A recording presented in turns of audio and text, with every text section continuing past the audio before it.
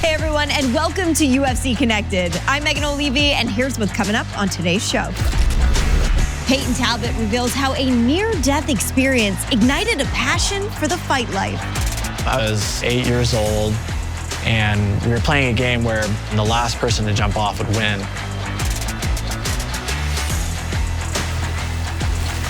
Before I knew it, my head was below the surface, and I was drowning. The Funkmaster shares his keys to Octagon success. One of the key things that I feel make a fighter is the discipline to want to do this day in and day out. There's nothing more rewarding knowing that you tested yourself and went out there to try to achieve a dream.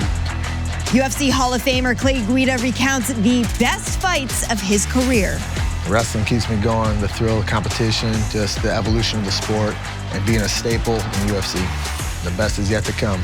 And the UFC PI expands its championship roster with pro surfer Bronson Meydi. Dana was telling me that they have all the best guys that can do the last part of rehab for me. I just took it, and now we're here. At just 8 years old, Payton Talbott nearly drowned. That harrowing experience sparked a passion in the UFC bantamweight to live life to the fullest. In this edition of Origins, the self-proclaimed adrenaline junkie shares his remarkable story.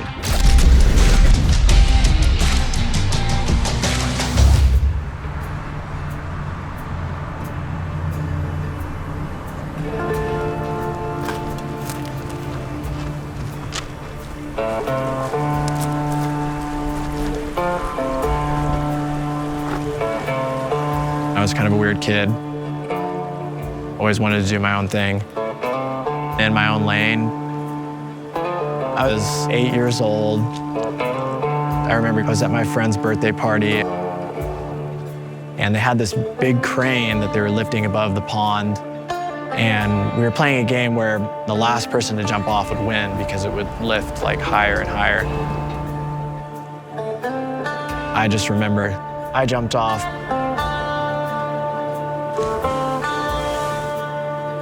I was swimming in the pond and I saw these lily pads on the other side.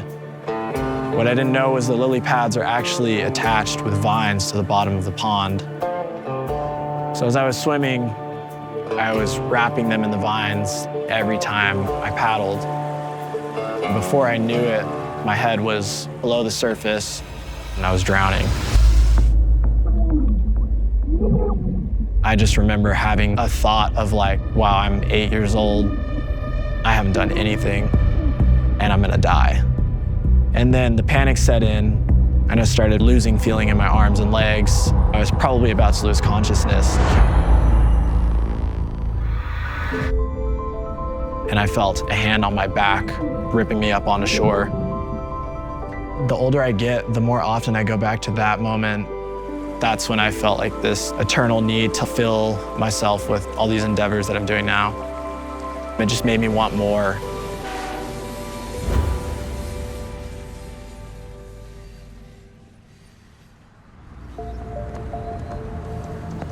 After that, I found that the more things I did that were daredevilish, the more I needed to get that fix. And it just progressively became more and more.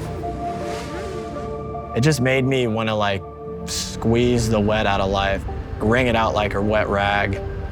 One day, I was at a restaurant with my family and there were Conor McGregor highlights playing. This place is on its feet. This kid's got something. And that was the first time I'd ever discovered anything about MMA. That's the real deal, ladies and gentlemen.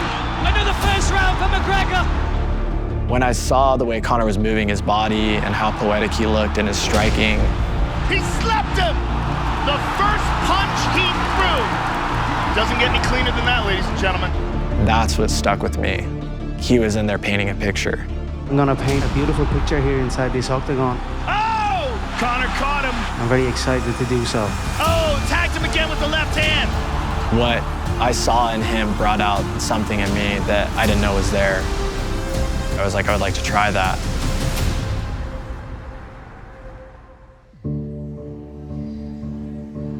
I just walked into a gym. I remember the first day we sparred. One of the pro fighters at the time, he just beat the crap out of me. Humbled me so hard, went to my knees. fell in love with that feeling of just being so humbled and like so present.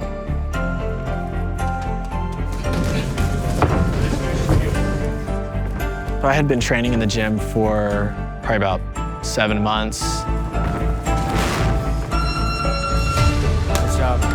And my coach came up to me and he was like, hey, you should really think about fighting. I have to coach him less than most other fighters. A lot of people need to be super coached, but he is more of his own person in there, which makes him flow better and he can react super fast. And I just feel like he can handle anything that's thrown at him. From Reno, Nevada, presenting Payton Talbott. My first fight was for King of the Cage. Just like that, Talbott starting to lay down some heat. I did well. Talbott trying to sink in that rear naked choke, and that's it. I did 5 fights for King of the Cage as an amateur. All 5 of those fights were finishes. Oh, and the ref will call it. I was like, let's just see where this fighting thing goes. First pro debut fight was for A1 Combat. He's making his professional debut. Please welcome Payton Talbott. Leading up to that fight, I had multiple people coming up to my coach telling me that I needed to pull out of the fight because it was a big mismatch and that I did not have any business stepping in the cage with this guy. My coach was like, I don't know if this is a good idea. Wow. Oh my gosh, that was one hell of a fight to get this night started. I'm thankful I went through with it. He just knows where he belongs, and we're gonna see him outgrow us soon. I won the belt for A1 Combat and then defended it twice.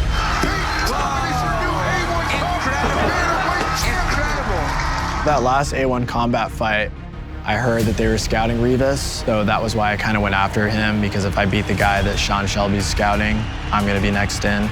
Dana White, if you're watching, Hunter Campbell. Yeah, Payton Talbott. Sean Shelby is the real deal, guys. You gotta watch this guy. I won, got the finish. Second straight title defense. And then I told Dana. I think it's time for Dana to give me a call and start beating up his golden boys. I don't think he can ignore me much longer, and I'm hungry right now, so feed him to me. Payton Talbott, just 24 years old, 5-0 as a pro here. All 5 of those wins coming via knockout. Leading up to Dana White's Contender Series, I had 6 pro fights, all wins, all finishes. He always brings it. He's always right in people's faces. He takes some shots, but his hand is always raised at the end. And he's very cerebral, very calm in there the way he fights, always moving forward. Oh, beautiful uppercut there from Talbott. I won by decision after finishing my 10 prior opponents. He's landing clean.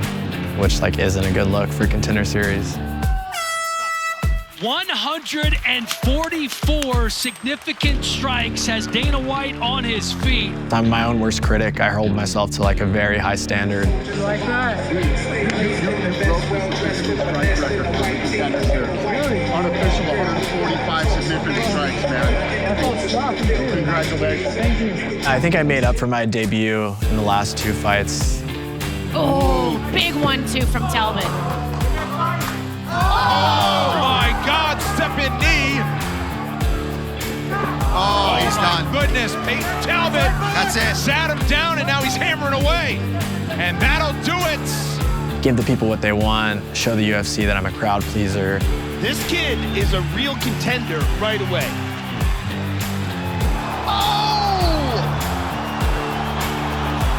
Talbott, that'll do it, 9-0! Payton Talbott, lighting him up in Vegas, the real deal! That kid is as legit as they get. It ended up being a 19-second finish.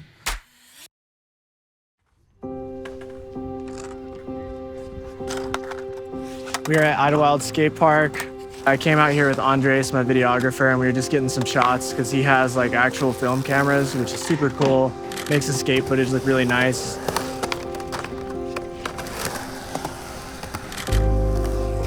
Coming here just brings me back down to size and slows the pace down a little bit. I think I'm representing a new freedom of personality in the MMA space.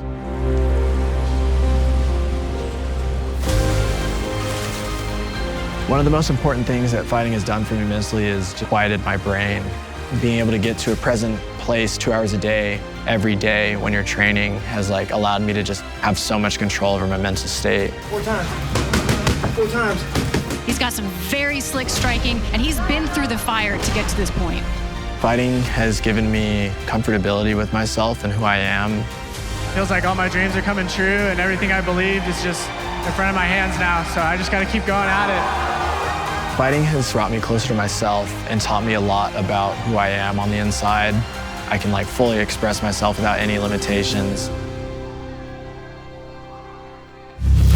In 2014, Aljamain Sterling made his UFC debut with a hard-fought victory. Over the years, the Funkmaster has established himself as a powerhouse in the bantamweight division, claiming the title and then defending it against some of the toughest contenders. In this edition of Warrior Code, the former champ shared insight into his approach to the fight game.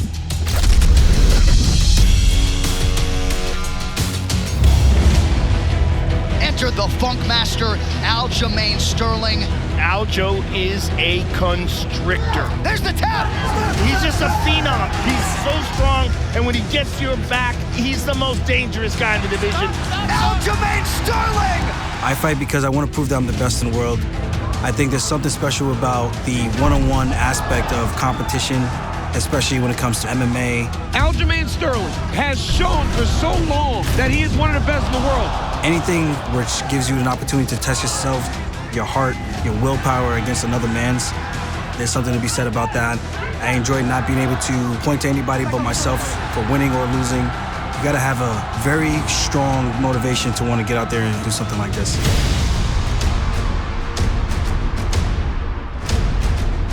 One of the key things that I feel make a fighter is the ability to have the discipline to want to do this day in and day out. Get up every morning and go train, work hard. There's nothing more rewarding knowing that you tested yourself. There you go. Yeah, Aljo, perfect control. That you put yourself through the fire and went out there to try to achieve a dream and a goal.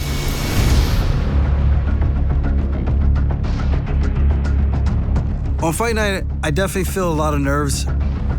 To just know that you're the center of attention is like nothing in the world matters but that very particular moment. I don't know if I'm affected by it in a negative or positive way. I just try my best to channel it as good as I can so that I can use it as fuel more than something that's gonna hurt me. One of the things I do pride myself on is living in the moment, feeling the energy and letting that energy be my guide and not let it get the better of me. I always try to remind myself that I belong here, I've been here before, and just remember, this is just another day in the office. Go out there and do what you do best and have some fun.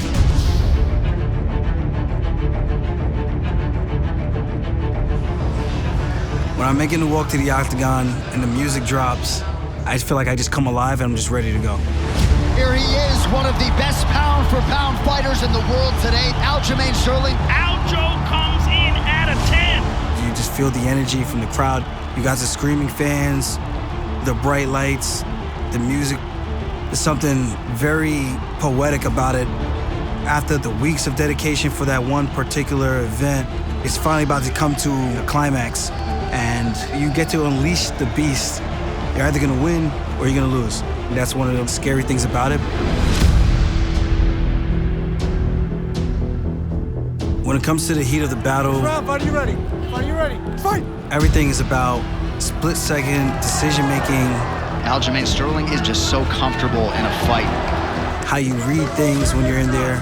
Just making sure you're staying focused and dialed in. Because one lapse of judgment, and you could be sleeping on the canvas.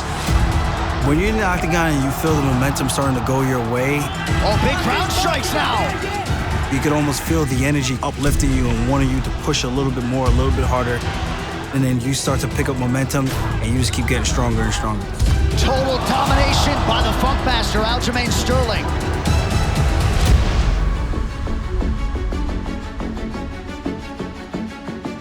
To get your hand raised in the Octagon, there's nothing like it. He's under! He's under! He's gonna tap. Aljamain Sterling! As soon as that moment hits and the ref is stopping the fight, I get up in excitement. Aljamain landing some big shots here from the top. It's over. That'll do it! All the work, all the pressure, the anxiety, the stress, everything for that one moment, There's something special about it. He's a world champion. He's the kind of guy who knows how to beat the best in the world. Being able to achieve something, you work so hard for it and you finally get it, it's like that pinnacle moment, and I do hope that everyone in their lifetime gets to experience it at least once. Aljamain Sterling!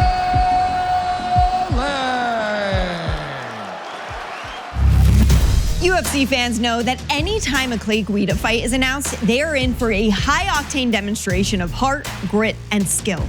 After 62 professional bouts, including one that's been inducted into the UFC Hall of Fame, the Carpenter has hammered home his place in the UFC. Here, Guida picks his 5 favorite Octagon moments in Take 5.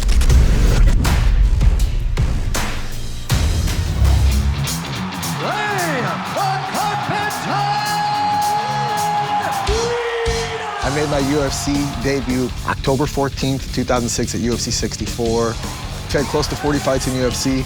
The wrestling keeps me going, the thrill of competition, just the evolution of the sport, and being a staple in the UFC. The best is yet to come. My name is Clay Guida, and these are my 5 favorite fights in my UFC career.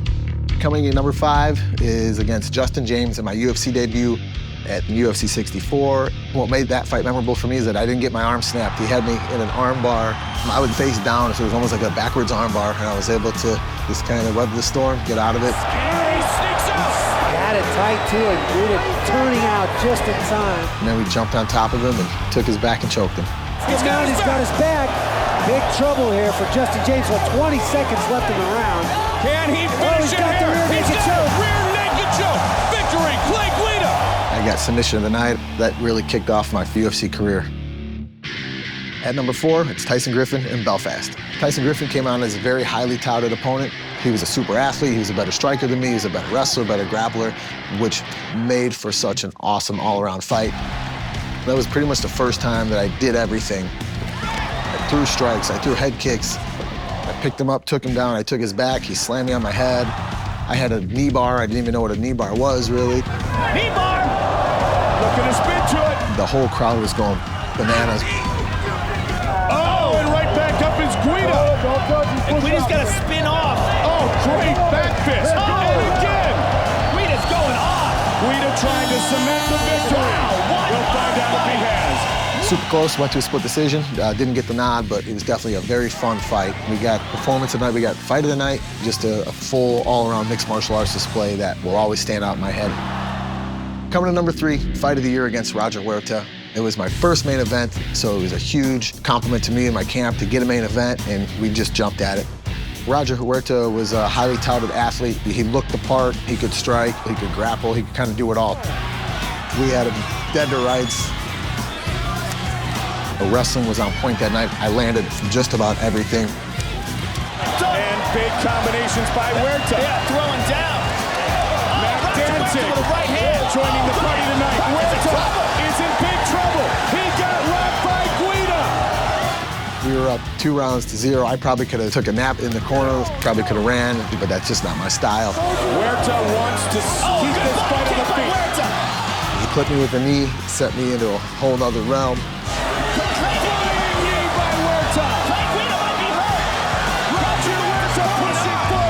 He ended up taking my back, choked me out, unfortunately. Guida's in trouble. Guida's in big trouble here.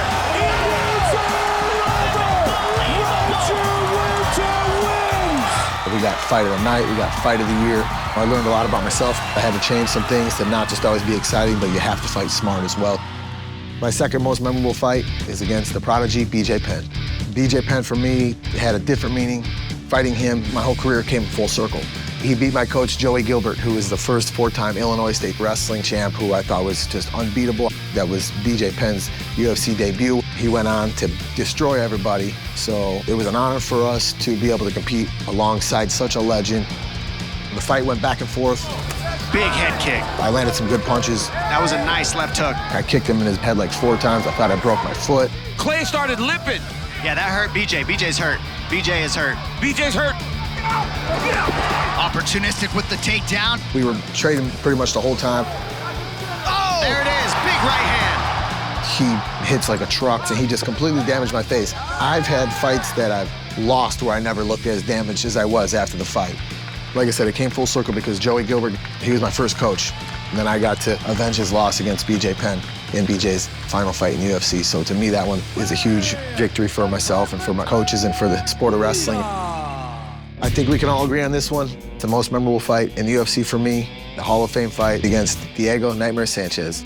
We were on a collision course for that fight. The timing was perfect. He was on a roll. I had just come off beating 2 Ultimate Fighter champions. I beat Mac Danzig, I beat Nate Diaz, and I was kind of looking at myself as the tough killer. I was about to rattle off a third against the guy that was the Ultimate Fighter champion. Right out of the gates, I did everything that my coaches and my brother told me not to do. I backed right up, and Diego just unleashed on me. Oh my God! Unbelievable start! Oh, Diego's all over him! Clay Guida got rocked! Punches, uppercuts, elbows, knees, cut my face wide open. My mouth guard went flying out. Sanchez with a huge flurry early. Flying knee. I got kicked in the head after that. Oh, he's out! Guida gets rocked by the head kick. Clay Guida's got a hell of a chin. Unbelievable drive for Guida. At that point, I was just in autopilot. It was a knock him down, drag him out, junkyard dog fight. And the flying knee again. Second round, I took him down over again. We were ground and pounding each other. My face was squirting blood all over. I was covered from head to toe in blood. Everybody loves a comeback. Guida continues to punch away. Man! The third round was back and forth. Guida. Gentlemen, let's fight! And Sanchez pushes forward again. People say we should have been a tie. People say we should have won that fight. Clay landed a good shot there. The fans won that night. The UFC won that night. That's why we got inducted to the Hall of Fame. A great fight in our main event of the evening. To this day, fighters tell me, I started fighting because I saw the fight between you and Diego Sanchez. I did my job in the sport, I did my job in life, and I gave back to the sport, and that's why that is my most memorable fight in the UFC. I'm Clay Guida. Thanks for taking 5. Professional surfer Bronson Meydi made waves this season, racking up 3 junior championships in less than 6 months. But then he was sidelined by a devastating knee injury. That is when he teamed up with the physical therapy pros at the UFC Performance Institute to help get him ready for his big return to competition.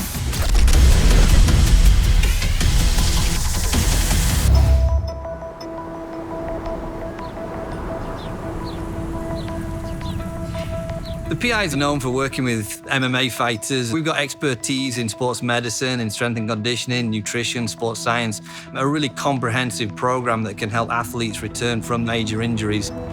Bronson Meydi is one of the up-and-coming talents in the world of surfing. Bronson, what's up, buddy? How are you? Good, bud. Yeah, good. He's going to be a future star and a big deal. Bronson, this kid has all this talent. We know he's an insane tube rider. We know he's got good turns and got a hell of an air game. Bronson was the best surfer out here and stamped himself as a real threat. Unfortunately, Bronson had a full tear of his ACL. It's a pretty significant injury. Dana White went on vacation to Bali, and his sons are also big surfers, and they connected with Bronson. We were sitting down at dinner. Dana was telling me that they have all the best equipment, all the best guys that can work on my last part of rehab for me. As soon as I heard that, I just took it, and now we're here. We have a lot of information and insights around ACL injuries in particular. We felt like we had a lot of expertise that could help and support Bronson in this process. We're getting him returning to competition here soon. This is our clinic, where all the guys and girls will help you out, looking at what they can do to improve that strength and that stability in your knees. The landing on the wave is a big deal, and you'd be surprised how much force goes through the knees when he lands on the waves. Okay. My goal for this month is win the comp that's coming up. In Cruy, last year I didn't do that good in the men's side, but the junior I won. I'll probably try to win both this time. All the way up to the center. What we do with Bronson is full orthopedic eval. It's very important that we evaluate from the head all the way down to the toes. How does he do landings, which is a really critical point with him because he's well known for his tricks. How are you doing? How are you, Bronson? All good. Good? Yep, ready. Welcome back. Ready? Yep. Okay, cool.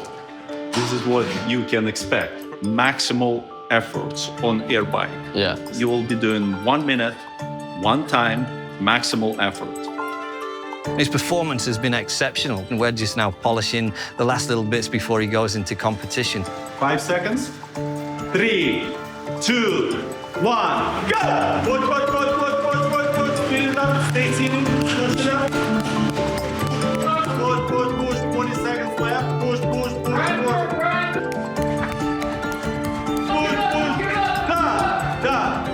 One thing which we've seen is his super laxative joints, his flexibility, really impressive. We really feel like we've set him back into the water as he was prior to the injury. My balance is getting a lot better. When he's stronger, it's going great. He's competition ready, he's good to go. Welcome to the Crew Pro 2024. It's going to be an absolute ripper. Here we are looking at Bronson Meydi in the red. He knows how to tube ride. He's an absolute demon. Bronson's become a much better competitor, leading the junior rankings. Bronson Meydi's thrown down a heavy claim to win this thing. Needs to finish, and he does. Our final winner, Bronson Meydi. I was finishing my last couple weeks of recovery at the UFC PI, doing it there with a lot of great people, a lot of great coaches around you. Definitely played a really big role in my comeback for sure.